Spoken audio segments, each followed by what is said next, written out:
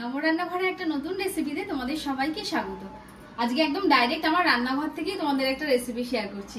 রান্না করছি যেহেতু আমার হোম ডেলিভারি আছে, ওই রান্না করতে করতেই ভাবলাম যখন এই চিকেনটা বানাচ্ছি তাহলে তোমাদের সাথে শেয়ারই করা যাক। তো চলো চিকেনটা দেখতে থাকো আমার সাথে।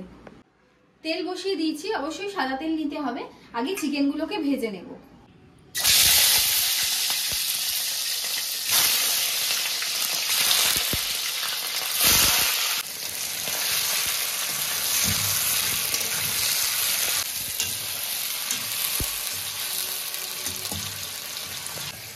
চিকেনটা ভাজা হয়ে গেছে, এবারে তুলে রাখবো।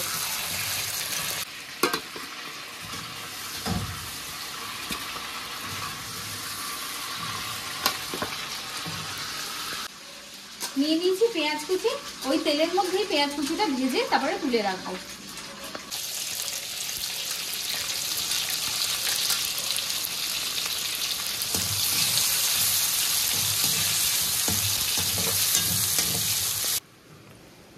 পেঁয়াজটা ভাজা হয়ে গেছে, এবারে পেঁয়াজটাকে তুলে রাখছি। বেশি ভাজার দরকার নেই, এরকম গোল্ডেন ব্রাউন হলেই হবে। ওই তেলের মধ্যেই ফোড়নে দিয়ে দিচ্ছি শুকনো লঙ্কা আর দারচিনি।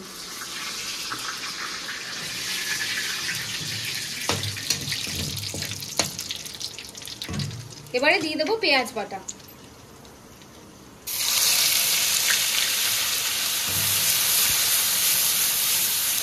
যতক্ষণ পেঁয়াজ ভাজা হচ্ছে একটা মশলা তৈরি করে নেব। নিয়ে নিয়েছি টক দই, দিয়ে দিচ্ছি আদা রসুন বাটা, নুন, অল্প করে চিনি, দিয়ে দিচ্ছি কাশ্মীরি লঙ্কার গুঁড়ো,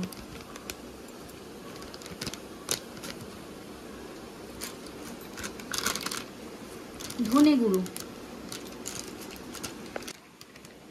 হলুদ গুঁড়ো, আর ঝালের জন্য দিয়ে দিচ্ছি লঙ্কা গুঁড়ো। এই সব উপকরণ ভালো করে আগে ফেটিয়ে নেব।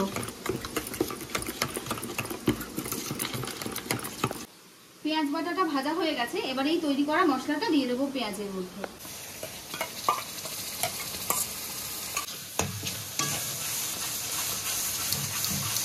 এবারে মশলার কাঁচা গন্ধ যাওয়া পর্যন্ত কষতে থাকবো। মশলা কষানো হয়ে গেছে, এবারে ভেজে রাখা চিকেনটা দিয়ে দেবো।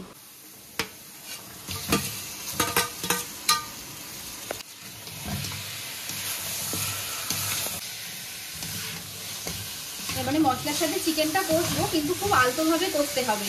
ভাজার ফলে চিকেন কিন্তু অর্ধেক সেদ্ধই হয়ে গেছে। চিকেনও অর্ধেক ভাজা আর মশলাও তৈরি, জাস্ট মিশিয়ে নিয়েছি, একটু কষিয়েও নিয়েছি। এবার মশলার বাটিতেই নিয়ে নিয়েছি জল, সেই জল দিয়ে দিচ্ছি।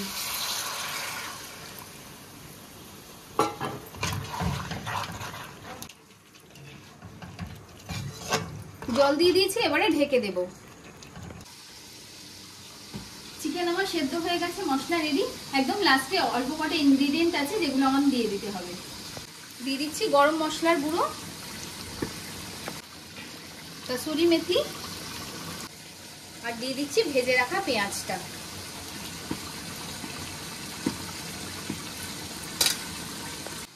সবকিছুই দেওয়া হয়ে গেছে, এভাবেই মিনিট 10 লো ফ্লেমে ঢেকে বসিয়ে রাখবো।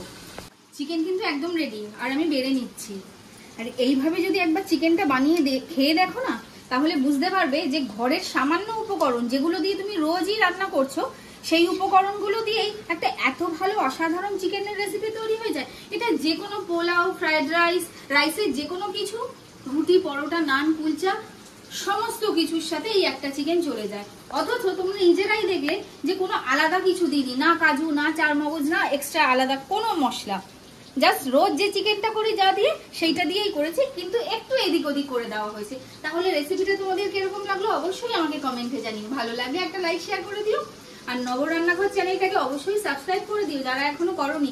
তবেই তো এরকম সহজ সাধারণ রান্নাগুলো দেখতে পাবে। তো চলো আজকের মতো টাটা, সবাই খেতে থাকো আর খাওয়াতে থাকো। দেখা হচ্ছে অন্য একটা রেসিপির সাথে অন্য আরেকদিন। টাটা।